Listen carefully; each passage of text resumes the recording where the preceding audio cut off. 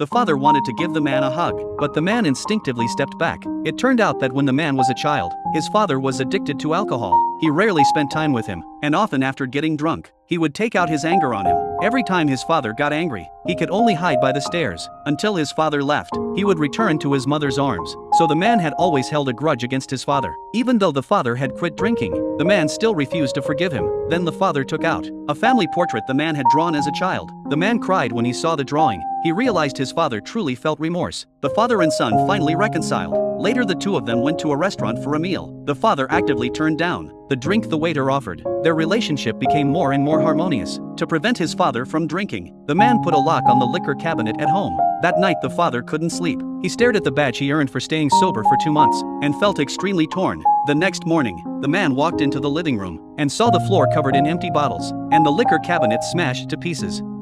This man was actually helping his daughter pick out underwear. His actions attracted a lot of attention. His embarrassed daughter grabbed the underwear and hid in a corner. It turned out the man's wife died in a car accident right after their daughter was born, leaving the man to raise her alone. When the daughter was old enough to start elementary school, other kids were drawing pictures of their whole families, but she had never even seen her mom. Every time that happened, she would cry in sadness. Over time, the gap between father and daughter grew wider. The man tried to care for her the way a mother would, but it only led to awkward moments, and his daughter mocking him. Soon the daughter hit puberty, and even started dating a boy. She planned to move in with her boyfriend. The father quickly tried to stop her, saying it was too soon to live together, but the daughter angrily talked back. The man's explanation meant nothing to her, and just like that his only family left him too.